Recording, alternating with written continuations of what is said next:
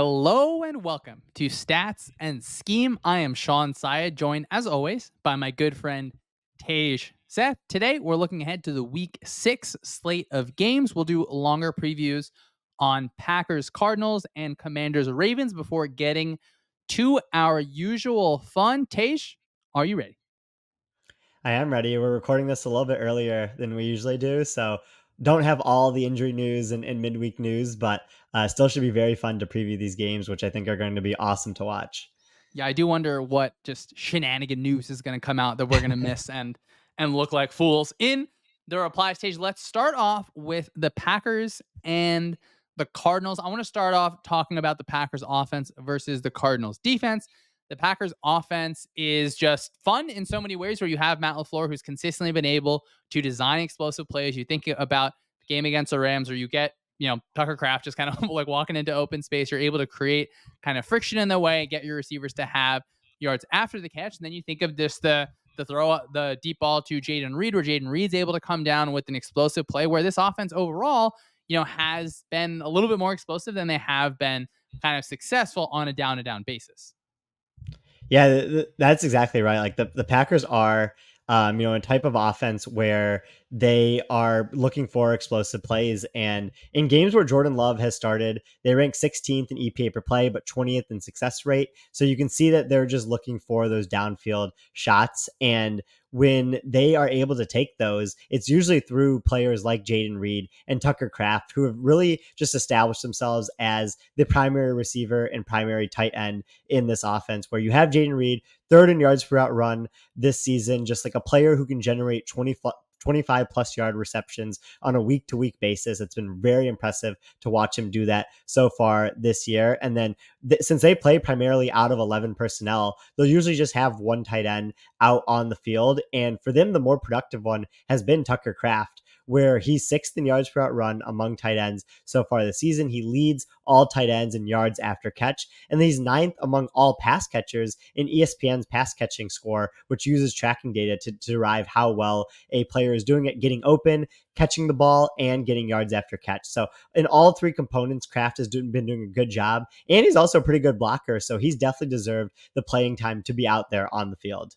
Yeah, and then from that 11 personnel, I think that LaFleur does a good job learning from how he was able to create some explosive plays during the Malik Willis days, where he had that 2 week run where you're using receivers as running backs kind of around the outside, and you'll see a bunch of kind of end arounds in different ways. The Packers are, I think, able to run at you a little bit with Josh Jacobs. I do like the way that he has been able to run a little bit this year, but when they have that real threat around the outside, that's just an exciting thing. And Tasha, I wonder if Jordan Love ends up as a quarterback that really kind of lives and pushes forward the mantra of like, do interceptions really matter? Like, if you're taking those deep shots, the ball's going to end up in the defense's hands sometimes. But I don't know. Like, it's obviously entertaining to watch when he's going to throw the ball out there. It won't always end up in a Packers receiver's hands. It might end up in an interception. It might hit the ground, but just like an exciting player where, from a watching standpoint, at least, that is an exciting profile to have. Where of course the offense is going to try and limit negative plays, but I do think LaFleur is a smart play designer where those shots are going to be calculated shots, and then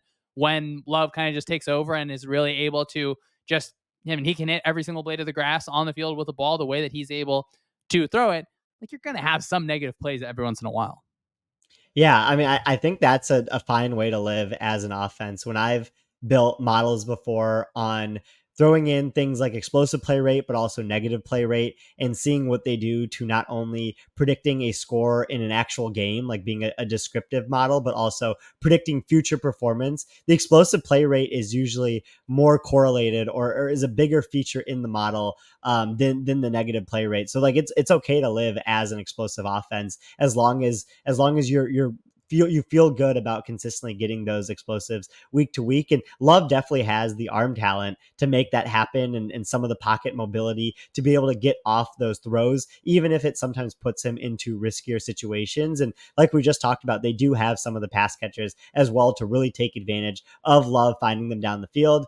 Sometimes the negatives are going to be really bad, like the one we saw against the Rams or some that we saw against the Vikings. But just on a overall game basis, you can feel fine about the Packers offense just because of some of the talent they have and the play calling they have, even if the play from Love himself has been a little bit worrying so far this season. Yeah, it's been a little bit uneven where in week one in Brazil against the Eagles, certainly the field I think had a lot uh, going on there. And then Love's obviously coming back from an injury. He's trying to just kind of get everything going, obviously coming back, but you want to see him just even things out. And it might be a really good opportunity against a Cardinals defense where, I mean, I said it on our Tuesday show. It feels like, the Cardinals offense is a little bit, just more fun than good just based on how some of the things are going. It certainly feels like the defense is that way as well. What are some of the numbers you have for the Cardinals defense? Yeah, Cardinals defense, obviously did not have high expectations for them coming into this year. They are going to try to be unique because of their talent deficit that they have, but it might not necessarily produce results on a week to week basis. And that is what we've seen so far this season. They rank 26th in EPA per play allowed, 32nd in success rate against, and they just don't have a lot of talent to put out a just even slightly below average defense on the field. You have Buda Baker, who's playing well as usual. Zaven Collins is someone who's continued to like switch from outside linebacker, or sorry, inside linebacker to more of a pass rushing position, and has had some success there. But outside of those two, just like not much juice on this defense to produce, even a defense that ranks like 20th in EPA per play allowed. Yeah, so I just hope this is a game where we see fireworks. Like, let's just throw a bunch of points on the board. Tage, when you're thinking about the matchup more directly, what do you think is just a positive matchup for the Packers in this one?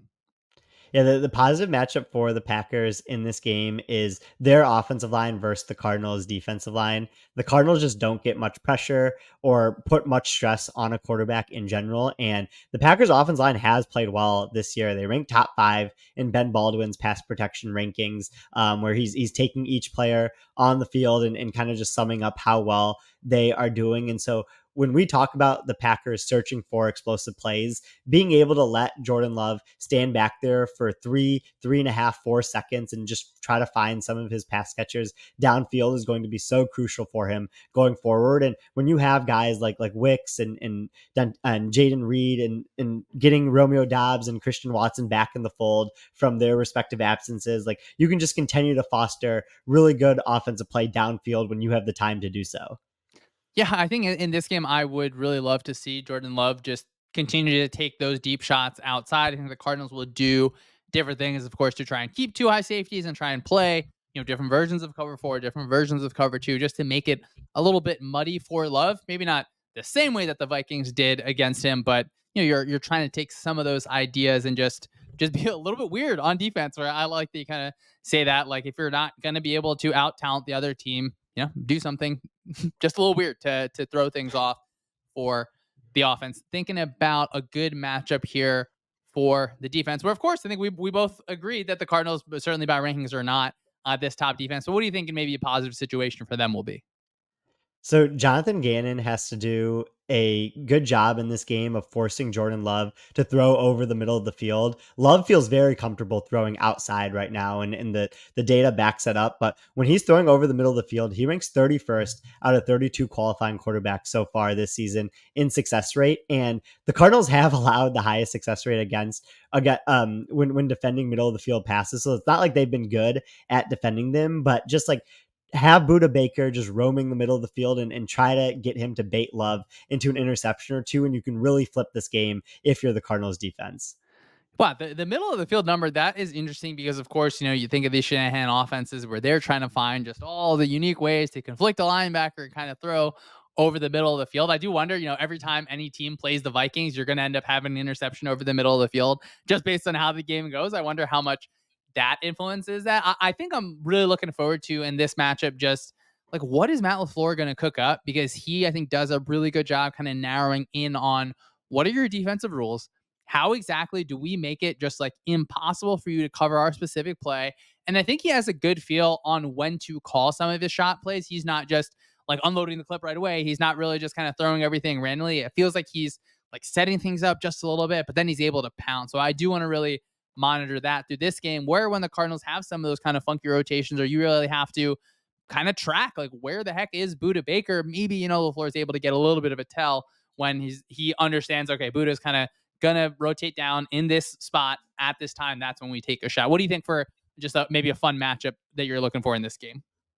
Yeah, real quick on your point with the Cardinals' defensive rotations in their back seven, where I think LaFleur has to be really careful about calling under center play action in this game, where you have Jordan Love turning his back to the defense and then turning back around and seeing an entirely different look than what he saw pre-snap, especially with just like some of the mistakes he's been making so far this season. It'll be interesting to see if LaFleur just avoids that altogether, kind of operates more out of the gun, tries to use play action just on standard dropbacks instead of having Love turn his back to the defense. I don't know if that's something that you've kind of seen on film, is like quarterbacks struggling more on play action when defenses rotate their safeties, because the data does show that happens. Yeah, of course, you think of that kind of Bill Belichick game plan against Jared Goff in that Super Bowl with the Patriots and the Rams, and of course, pulling some of the ideas from Vic Fangio, where when a quarterback turns their head, like obviously towards the running back in the play action game, the defense is able to shift things, and now you just look totally different than when the quarterback kind of took a picture of the defense before. And I do think that modern defenses are doing a little bit better job, just like having your safeties really target that specific area where it is that kind of 10-yard in breaker where quarterbacks just throwing that on trust a lot of the times. And we think of like the 49ers, who their play action rate constantly goes down. I think part of that is because, the quarterback has a tough time with that throw, where sometimes you see interceptions where the quarterback is just not necessarily throwing it blind, but you're not able to make that throw unless you throw that super, super early. So kind of defenses are able to make plays. So I'm glad that you mentioned that, Tage. And I know that you want to find a way to talk about Tucker Craft. I do want to talk about Tucker Craft. Just playing at a very high level right now when it comes to the tight end position, and a matchup that I think Matt LaFleur is going to zero in on in this game is getting Tucker Craft matched up against Kaiser White. Kaiser White has allowed the most yards in coverage this season for any Cardinals defender. It's been a lot higher than any other defender on the team. So he hasn't played that well, even despite the interception to close out the game against the 49ers last week. But Kraft is just so good after the catch right now. And so getting him the ball in his hands and then trying to get past White or some of the other Cardinals linebackers will just be a matchup that LaFleur will probably exploit a lot in this game.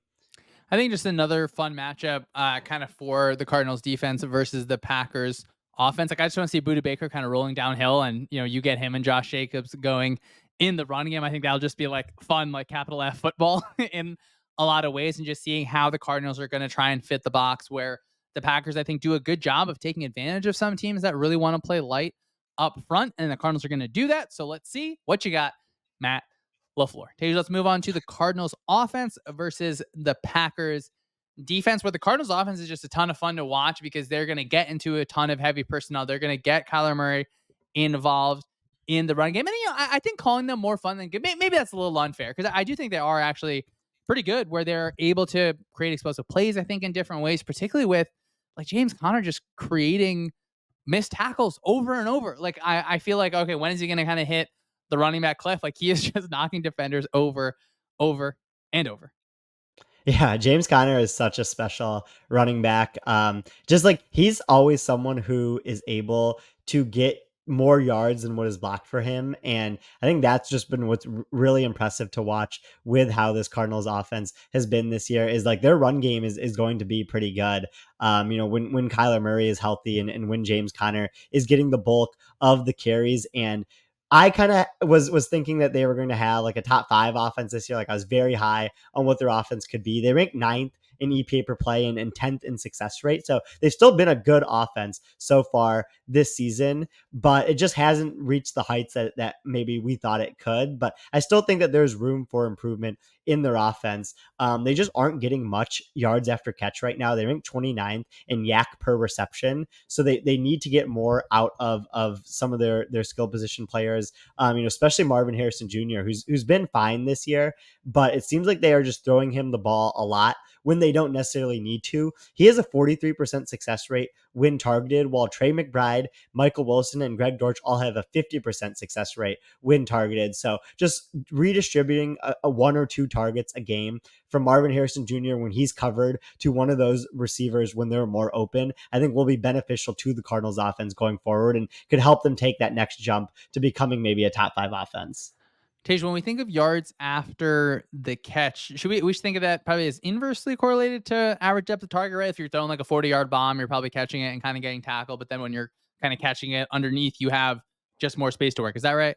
Yep, that's a great point. And so they rank seventh in average at the target, 29th in yards after catch. And it's usually very strongly inversely correlated, like you mentioned. So if their fair yards after catch, would probably be around 25th. So they rank a little bit lower than that right now using the actual number. So if they can just increase that a little bit, I think they can get more juice out of their offense.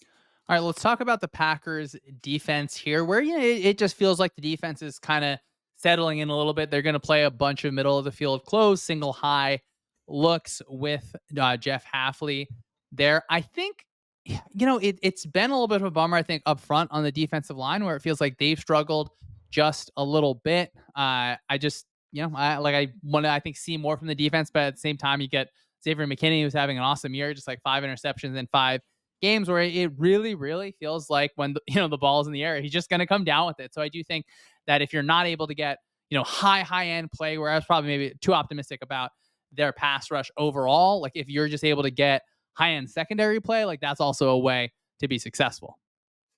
Yeah, I agree with that. When you look at the Packers defense so far this year, they are ninth in EPA per play allowed, which looks really good on face value, but they're 29th in success rate against and 20th in EPA per play on plays without turnovers. And so it's really just been Xavier McKinney and some of these other Packers defenders that have just been producing turnovers at such a high clip right now. And so if you get some negative turnover regression for the Packers defense, they probably settle at around a league average defense, but their production has just looked a lot better than that so far this season because of all the turnovers they've been producing.